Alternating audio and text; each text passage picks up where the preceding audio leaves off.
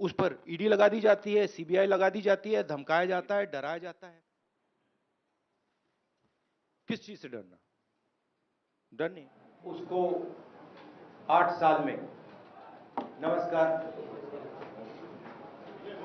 how are you enjoying the onset of dictatorship in India? Are you enjoying it? लोकतंत्र की जो मौत हो रही है उसके बारे में क्या लगता है आपको? क्या महसूस हो रहा है कि जो इस देश ने 70 साल में बनाया उसको 8 साल में खत्म कर दिया गया है? आज हिंदुस्तान में लोकतंत्र नहीं है। आज हिंदुस्तान में 4 लोगों की डिक्टेटरशिप है। हम महंगाई के मुद्दे उठाना चाहते हैं, बेरोजगारी का मुद्दा उठाना चाहते हैं, जो समाज को बांटा जा रहा है उसके बारे में हम चर्चा करना चाहते हैं, यहाँ करना चाहते हैं, पार्लियामेंट हाउस में करना चाहते हैं। हमें ना बोलने दिया जाता है, पार्लियामेंट हाउस में हमें डिबेट नहीं करी जाती, अलाउ करी जाती है, हमें अरेस्ट किया जाता है। ये आज हिंदुस्तान की हालत है। आप सवाल पूछिए।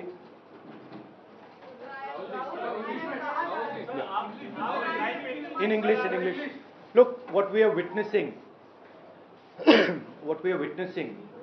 is the death of democracy. That's what India is witnessing. What India has built, brick by brick, starting almost a century ago, is basically being destroyed in front of your eyes. All of you know it. The whole of India knows it. Anybody who stands against this idea of the onset of dictatorship, doesn't matter who he is, where he comes from, which state, which religion, male, female, he is viciously attacked, put in jail, arrested, beaten up. One second. The idea is that people's issues, whether they are price rise, unemployment, violence in society, people's issues must not be raised. That is the sole agenda of the government, and the government is being run to protect the interest of 4 or 5 people, and the government, this dictatorship is being run in the interest of 2 or 3 big business people by 2 people. एक minute अरे सिद्धार्थ एक minute, Ashok जी कुछ बोलेंगे।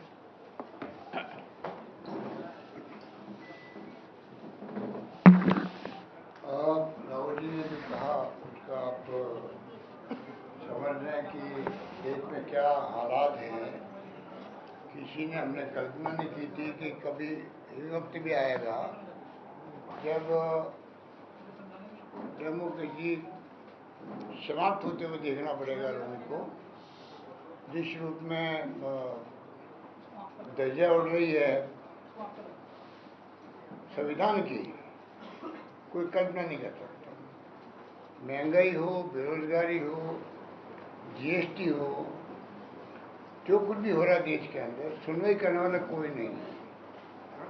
अगर पहली बार हो रहा है, आज अगर विधानसभा चलती है तब भी हम लोग डीएलओ की मीटिंग नहीं कर पाते जिले के अंदर। विधायकगण, माननीय विधायकगण असेंबली भेजी है, और यहाँ पर आप देखिए खड़गे साहब को, सोनिया जी को, पार्लियामेंट चल रही है और आप बुला रहे हो। इसलिए मैंने उस वक्त कहा था कि ईडी का आतंक है देश का, आतंक है। ED, income tax, CBI. Rahul ji के नेतृत्व में हम लोग गए थे वहाँ सीबीआई के दफ्तर के बाहर रात को 2 बजे, 2:30 बजे। आज तक सुना था कि सीबीआई छापे डालती है पुलिस पर। पहली बार पुलिस छापा डाल रही थी सीबीआई पर। तो देश में जो कुछ हो रहा है वो खतरनाक खेल हो रहा है। डेमोक्रेसी खत्म हो रही है। अब समय आ गया कि जनता को भी आगे आना पड़ेगा। आंदोलन कांग्रेस कर रही, विपक्षी पार्टियां कर रही है। जहाँ जिनको सूट करे वो साथ दे, वरना खुद के जो सामाजिक संगठन हैं, एनजीओ है, एक्टिविस्ट है, उनको भी कोई भी तरीके से सरकार के खिलाफ खड़ा होना पड़ेगा, मैं निवेदन करना चाहता हूँ। आज जो ये आह्वान किया गया पूरे देश भर के अंदर, लोगों को महसूस हो रहा है कि कितनी भारी महंगाई है, बेरोजगारी से हाहाकार मचा हुआ है युवाओं के अंदर, जीएसटी का जो नए कानून हो रहे हैं रोज के रोज, वो आप देख रहे हो। तो समय आ गया कि मीडिया को भी हिम्मत दिखानी पड़ेगी। जब जनता आगे आ रही है, मीडिया हिम्मत नहीं दिखा सकती, जनता आगे आ रही है, पॉसिबल। उसी प्रकार से मीडिया के मालिकों के ऊपर जो दबाव है इनकम टैक्स का, ईडी का, सीबीआई का, उसको भी छोड़ना पड़ेगा। नेशनल हेराल्ड भी अखबार है वो, जब अगर एक न्यूज़पेपर पे हमला हो सकता है तो कभी किसी पे भी हो सकता है, दिमाग में रखिए बात को। आज मीडिया के सामने बहुत बड़ा चुनौती है कि वो बोल नहीं पा रहा है, बोलना चाहिए उसको। राउडी ठीक कह रहे हैं, वो हिम्मत नहीं दिखा पा रहा है, हिम्मत अपनी दिखाएंगे। तो एक बात मैं कह के अपनी बात समाप्त करता हूँ। जो आपके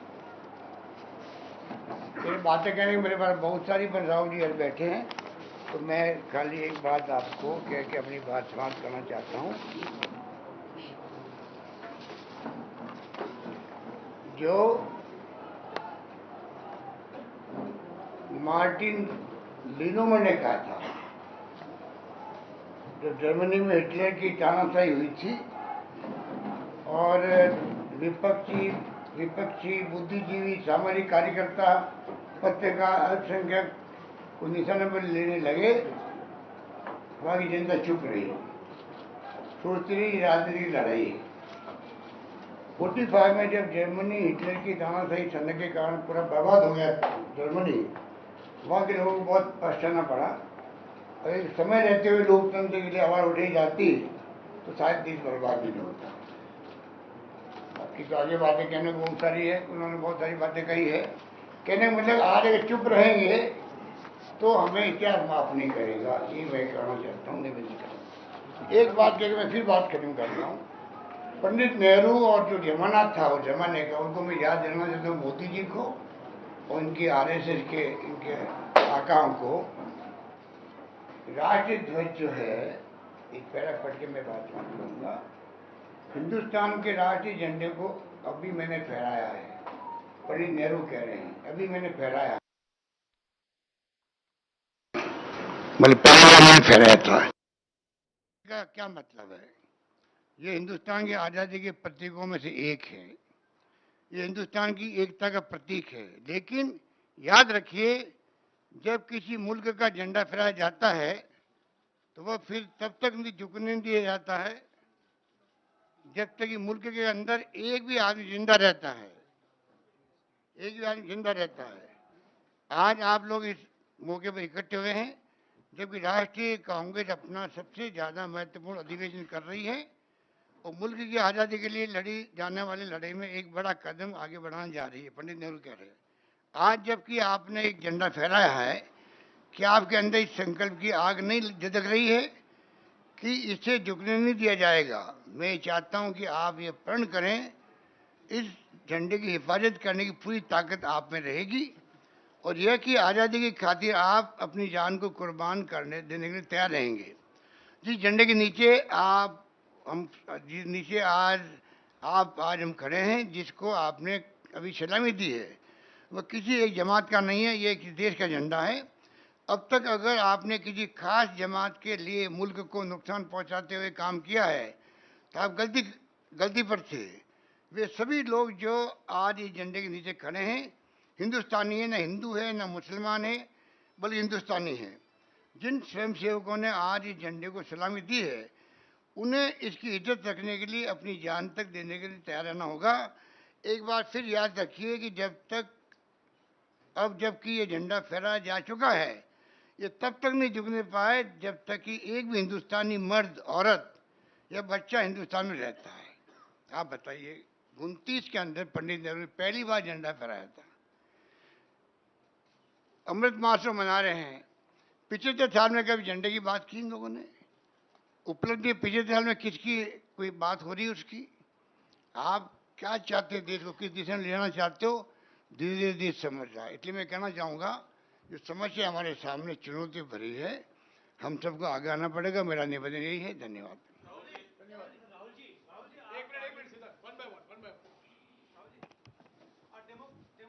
में जो भी टूल्स होते हैं किसी इशू को उठाने के लिए, आपने संसद में चर्चा करा दी, सरकार के कई लोगों ने बोला, उन्होंने महंगाई है मानने से इनकार कर दिया, आपने गांधी जी की प्रतिमा के सामने प्रोटेस्ट कर लिया, आप सड़क पर हैं। क्या वजह आपको लगती है कि सरकार प्रेशराइज नहीं हो, सरकार के ऊपर दबाव नहीं बन रहा है? क्या इसलिए कि वो चुनाव जीत जाते हैं? क्या इसलिए कि जनमत उनके साथ है? क्यों प्रेशर नहीं पड़ रहा है? करेक्टिव मेजर्स क्यों नहीं ले रही गवर्नमेंट? जैसे मैंने पहले कहा, जो ऑपोजिशन डेमोक्रेसी में, लोकतंत्र में लड़ती है, वो इंस्टीट्यूशंस के बल पे लड़ती है। मतलब जो देश का लीगल स्ट्रक्चर होता है, जुडिशियल स्ट्रक्चर होता है, जो देश का इलेक्टोरल स्ट्रक्चर होता है, जो देश की मीडिया होती है, उसके बल पर ऑपोजिशन खड़ी होती है। वो सब जो इंस्टीट्यूशंस हैं, वो सब के सब सरकार को पूरा सपोर्ट दे रहे हैं। क्यों? क्योंकि सरकार ने अपने लोग इंस्टीट्यूशंस के अंदर बैठा रखे हैं। हिंदुस्तान का आज हर इंस्टीट्यूशन इंडिपेंडेंट नहीं है। हिंदुस्तान का हर इंस्टीट्यूशन आज आरएसएस के कंट्रोल में है। आरएसएस का एक व्यक्ति हर इंस्टीट्यूशन में बैठा है। तो हम एक राजनीतिक पार्टी से नहीं लड़ रहे हैं, हम हिंदुस्तान के पूरे इंफ्रास्ट्रक्चर के खिलाफ लड़ रहे हैं। जब हमारी सरकार होती थी, इंफ्रास्ट्रक्चर न्यूट्रल रहता था, हम इंफ्रास्ट्रक्चर को कंट्रोल नहीं करते थे। 2 राजनीतिक पार्टियों की लड़ाई होती थी, 3 राजनीतिक पार्टियों की लड़ाई होती है। आज इंफ्रास्ट्रक्चर सरकार का पूरा एक पार्टी के साथ है। फाइनेंशियल इंफ्रास्ट्रक्चर उनके साथ है। अगर कोई दूसरी पॉलिटिकल पार्टी को सपोर्ट करना चाहे, उस पर ईडी लगा दी जाती है, सीबीआई लगा दी जाती है, धमकाया जाता है, डराया जाता है। तो फाइनेंशियली मोनोपोली है बीजेपी की, आरएसएस की, इंस्टीट्यूशनली मोनोपोली है। इसीलिए ऑपोजिशन इफेक्टिवली, अग्रेसिवली खड़ी हो रही है, बट इंपैक्ट जो होना चाहिए वो दिख नहीं रहा है।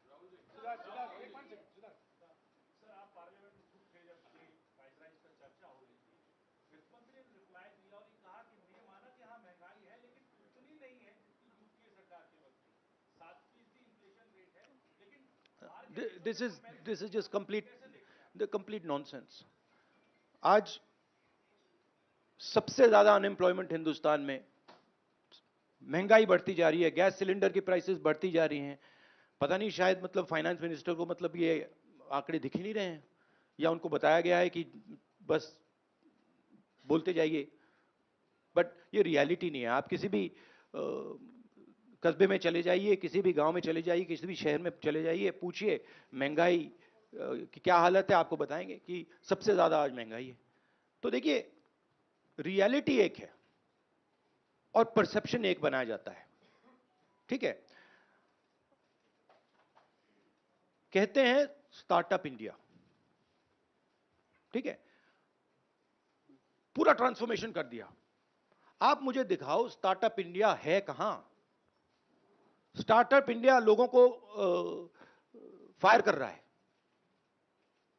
निकाल रही है स्टार्टअप्स, लोगों को सड़क पे फेंक रही हैं। कोविड में हिंदुस्तान में कोई नहीं मरा। हेल्थ मिनिस्टर आपको कहेंगे कि हिंदुस्तान का परफॉर्मेंस दुनिया के सब देशों से बेहतर था। यूएन आपको कह रहा है कि 5 million people have died. Hindustan की सरकार कह रही है नहीं, वो झूठ बोल रहे हैं। गुजरात में आप जाएंगे, वहां पे मतलब लाशों के ढेर लग गए थे। गंगा में आपने देखा लाखों लोग मरे, मगर नहीं, हिंदुस्तान की सरकार कहती है ये सच्चाई नहीं है। बेरोजगारी बढ़ती जा रही है, हिंदुस्तान की सरकार कहती है सच्चाई नहीं है। महंगाई बढ़ती जा रही है, हिंदुस्तान की सरकार, उनकी जो फाइनेंस मिनिस्टर हैं, कहते हैं नहीं। पूरा कम्युनिकेशन स्ट्रक्चर उनके हाथ में।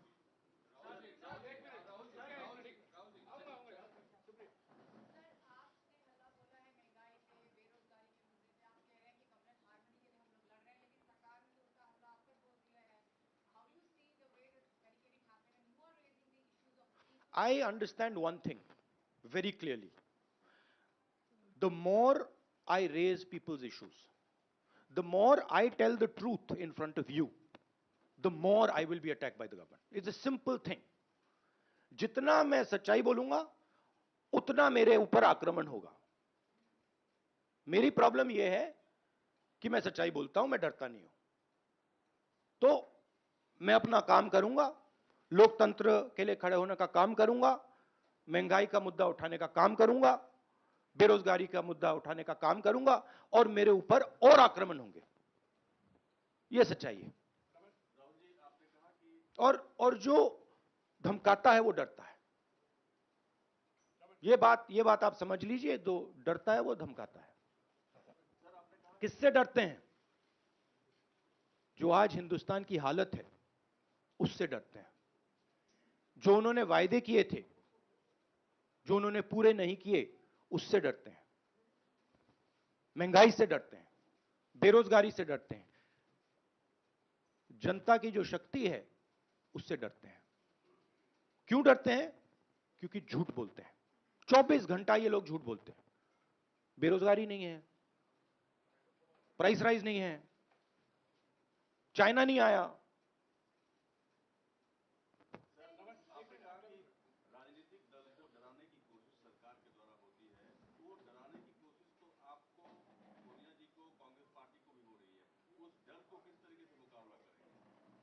डर है ही नहीं. मुकाबला करने की क्या जरूरत है ही नहीं डर. किस चीज से डरना? डर नहीं. राहुल जी, लगातार कहा जा रहा है कि महंगाई बहाना है, दरअसल आप लोग का निशाना ईडी है. और दूसरा, एक तरफ जहां आप लोग बाहर सड़कों पर उतरे हुए, संसद के भीतर एक तस्वीर देखी गई जहां पर जिसकी शिकायत भी आपने स्पीकर से की, सोनिया गांधी के साथ स्मृति ईरानी जिस तरह से पेश आई, उसको लेके आपने शिकायत की. तो उस पर आपकी क्या टिप्पणी है? क्या ये भी देखिए, एक बात मैं आपसे कहना चाहता हूं. मैंने पहले भी कह दिया. मैं इस बात को समझता हूं कि जितना भी मैं जनता की इश्यूज को उठाऊंगा, जितनी भी महंगाई की बात करूंगा, अनएम्प्लॉयमेंट की बात करूंगा, कम्युनल हार्मनी की बात करूंगा, उतना मेरे ऊपर आक्रमण होगा. और मुझे अच्छा लगता है क्योंकि मैं आक्रमण से सीखता हूं. तो जितना भी ये मेरे ऊपर आक्रमण करेंगे, मुझे फायदा होता है. I get great joy when my political opponents attack me. They are not able to understand this. I get great happiness. अंदर से मुझे बहुत खुशी होती है. क्यों? क्योंकि मुझे अपने जो आइडियाज हैं, अपनी जो सोच है, अपनी जो विचारधारा है, वो और समझ आती है. मुझे बैटलफील्ड जो है वो और समझ आती है. लड़ाई क्यों हो रही है मुझे वो समझ आता है, और उससे मुझे बहुत बहुत खुशी होती है. आप एक काम कीजिए, अगर आपको मौका मिले, जो ईडी ऑफिसर्स ने मुझे इंटेरोगेट किया उनसे आप जाके बात कीजिए. वो आपको बता देंगे क्या हुआ उस कमरे में.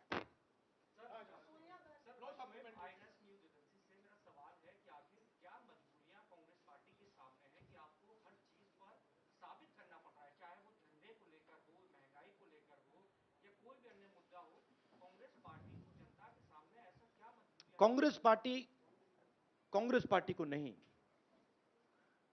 हिंदुस्तान में कोई भी व्यक्ति किसी भी पार्टी का, non political, political, film star, कोई भी अगर सरकार के खिलाफ कुछ बोलता है, उस पे हिंदुस्तान के सारे इंस्टीट्यूशन का वजन पड़ जाता है.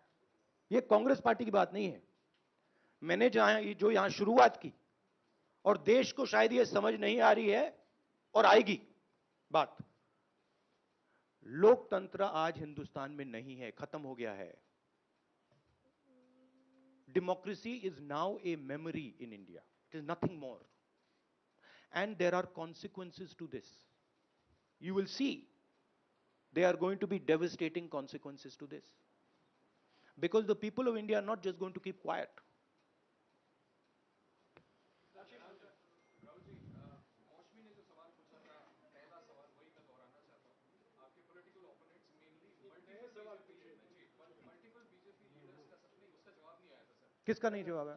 मल्टीपल बीजेपी लीडर्स का आरोप है कि महंगाई सिर्फ बहाना है, क्योंकि आपसे और मिसेस गांधी से ईडी क्वेश्चनिंग कर रही है, इसलिए आप लोग इतना बड़ा हुआ है. नहीं, question all you want. Question all you want, right? There is absolutely nothing there. Everybody knows it. So question all you want. My job is to resist the idea of the RSS. That's my job. And I'm going to do it. The more I do it, the more I will be attacked. The harder I will be attacked. I am happy. Attack me. हाँ रंजीता राहुल जी आपने कहा आप हर तरह के attack के लिए तैयार हैं अभी हम जब रिपोर्टिंग कर रहे थे तो आपके कार्यकर्ता आपसे एक बात कर रहे हैं कि आप एक बार फिर राष्ट्रीय अध्यक्ष की कुर्सी पर आप आ जाएं देखिए, ये प्रेस कॉन्फ्रेंस आप डिस्ट्रैक्ट करने की कोशिश मत कीजिए, ठीक है? सीधी सी बात है। ये प्रेस कॉन्फ्रेंस महंगाई, बेरोजगारी और देश में जो आज हालत है उसके बारे में है। तो अब उसके बारे में बात करते हैं, क्योंकि वो हिंदुस्तान की जनता के लिए सबसे जरूरी मुद्दा है। विक्रांत सर सोनिया गांधी ने कहा कि मैं इंदिरा गांधी की बहू हूं, किसी से नहीं डरती। आपने कहा कि मैं नरेंद्र मोदी से नहीं डरता। तो क्या नरेंद्र मोदी आप लोगों को डरा रहे हैं? कोई तरीका आपको मैंने आपको बोला डर नहीं है। क्या डरा रहे हैं? वो डराने की कोशिश करें, करते जाएंगे, कोई फर्क नहीं पड़ता। एक व्यक्ति सवाल पूछेंगे प्लीज। नहीं, देखिए, ये एक बात समझिए, ये गांधी परिवार पे अटैक क्यों करते हैं? ये गांधी परिवार पे इसलिए अटैक करते हैं क्योंकि हम एक विचारधारा के लिए लड़ते हैं और हमारे जैसे देश में करोड़ों लोग हैं। हम लोकतंत्र के लिए लड़ते हैं, हम कम्युनल हार्मनी के लिए लड़ते हैं और सालों से लड़ रहे हैं। ये सिर्फ मैंने नहीं किया, सालों से हो रहा है। जान दी है मेरे परिवार ने। ये हमारी जिम्मेदारी है, रिस्पॉन्सिबिलिटी है, जो भी आप कहना चाहो, क्योंकि हम इन विचारधाराओं के लिए लड़ते हैं। जब हिंदुस्तान को बांटा जाता है, हिंदू मुसलमान को लड़ाया जाता है, हमें दर्द होता है। जब किसी को दलित कह के मारा जाता है, पीटा जाता है, हमें दर्द होता है। जब किसी महिला को पीटा जाता है, हमें दर्द होता है। इसीलिए हम लड़ते हैं। ये एक परिवार नहीं है, ये एक विचारधारा है। मैं गुजारिश करूंगा एक एक करके सवाल पूछिए, सबको मौका दिया जाएगा। राहुल जी यहाँ बैठे हुए हैं, सबके सवाल देंगे और इनके सामने कोई टेलीप्रॉम्प्टर भी नहीं है। हाँ Samia. This monsoon session witnessed some unprecedented scenes. Senior parliamentarian LOP Mallikarjun Kharge was called yesterday into duty for 7 hours. Many MPs who were raising the issue of the price rise were suspended as well. The government says that the opposition isn't serious to discuss it in the floor of the House. They only create disruptions. You were present. We have been asking for a discussion on price rise. No discussion was allowed. Practically no discussion is allowed in parliament. The Chinese troops came into India, they occupy India, no discussion is allowed. Unemployment we want to raise, no discussion is allowed. Price rise, no discussion. Agnipath, no discussion. No discussion is allowed. It is much more beneficial for us to have discussion in parliament. We demolish the government every single time we have a discussion in parliament. Right? 1 second, please let me speak. Right? We demolish the government every single time we have a discussion. You're aware of it. They don't want a discussion. They can't face a discussion. That's the truth. And this is not only a Congress issue. They cannot face a discussion with any opposition party. Rahul ji आप कह रहे हैं कि बेरोजगारी महंगाई के मुद्दे पर हम लड़ रहे हैं। बीजेपी ये कहती है कि लोकतंत्र में चुनाव सबसे अच्छा तरीका होता है जब जनता तय करती है वो किसकी। हाँ, हिटलर भी चुनाव जीत के आया था। चुनाव हम जीत रहे हैं। बीजेपी हाँ, हिटलर भी चुनाव जीत जाता था। हिटलर चुनाव कैसे जीतता था? हिटलर चुनाव ऐसे जीतता था कि जर्मनी के पूरे इंस्टीट्यूशंस उसके हाथ में थे। उसके पास एसए थी, पैरामिलिट्री फोर्स थी, उसके पास पूरा का पूरा ढांचा था। मुझे पूरा का पूरा ढांचा दे दो, फिर मैं दिखाऊंगा आपको कैसे इलेक्शन जीता जाता है। You see, please understand. What? Sir, you were saying about your family and your fight and you're fighting for an ideology.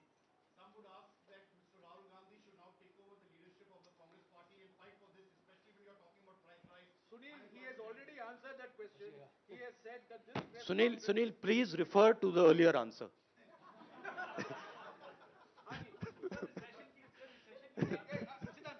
I will, please refer to that one. It is there. You can look at the video. first round में सबको मौका देना You can look at the video nicely, and it's all there.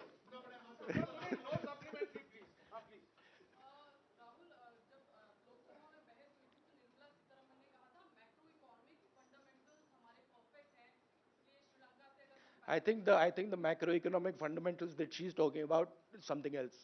I don't think the finance minister has any understanding of what is going on in the economy of India. Zero understanding, right? She is there as a mouthpiece.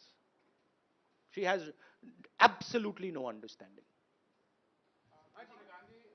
If she had understanding, we would not be in the situation we're in, right? The entire job creation system of India has been destroyed. Small and medium businesses have been wiped out. We have a GST which is a disaster. Please go and ask any state and they will tell you this GST is a disaster, right? We have the highest unemployment in the country. Price rise across the board. And the finance minister is saying there's no problem. Fine.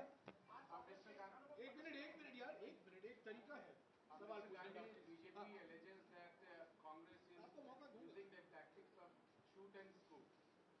आप उनको attack करते हैं फिर आप चले जाते हैं parliament से बाहर और बीजेपी कहती है वो Congress is not participating in the discussion. Please refer to my earlier answer, which I had just given, about the importance of debate and how we are not allowed to debate in Parliament.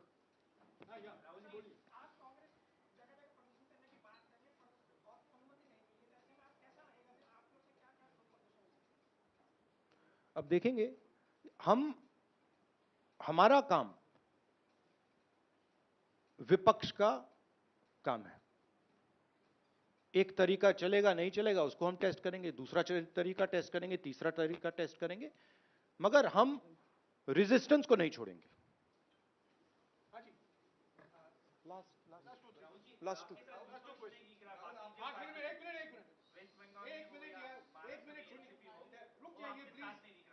रुक जाइए please Rahul आपने कहा कि विपक्ष को खत्म करने की कोशिश है, आपको डराया जा रहा है, अटैक किया जा रहा है, क्या इस बात का भी आपको अंदेशा है कि आपकी या सोनिया गांधी की गिरफ्तारी हो सकती है? मैंने आपसे कहा आप जो भी करना चाहते हो करो, कोई फर्क नहीं पड़ता मुझे. It does not make me any difference. You have to understand this. You have to understand the culture I come from. It does not make me any difference. I will be the happiest person. Rahul ji विपक्ष जो है जैसे कि पश्चिम बंगाल में ममता जी विपक्ष में, महाराष्ट्र में NCP आपके साथ है, लेकिन इस आंदोलन में आज आपके साथ नहीं है. इन्होंने कहा है ये प्रेस कॉन्फ्रेंस महंगाई के मुद्दे पर जीएसटी और आर्थिक मुद्दों पर सीमित है. महंगाई के और मुद्दे इसी पर अगर आपको सवाल है तो पूछिए. जी राहुल, आपने जिक्र किया कि विपक्ष की जो मजबूती होती है वो संस्थान होते हैं, इंस्टीट्यूशंस होते हैं. हमने अभी देखा कि पीएमएलए को लेकर जिस तरह से लगातार आप भी हमलावर हैं, पीएमएलए के जो प्रावधान थे उसके खिलाफ 242 याचिकाएं सुप्रीम कोर्ट में दी, लेकिन सुप्रीम कोर्ट का एक आदेश आता है और उसके बाद भारतीय जनता पार्टी कहती है कि अब विपक्ष के नेताओं पर और ज्यादा सारे के सारे हिंदुस्तान के इंस्टीट्यूशंस आज आरएसएस बीजेपी के कंट्रोल में हैं. सारे के सारे, एक नहीं बचा है, सारे के सारे. तो जो ऑपोजिशन का आइडिया है, ऑपोजिशन के ऑर्गेनाइजेशंस नहीं, ऑपोजिशन का जो आइडिया है उस पर आक्रमण हो रहा है.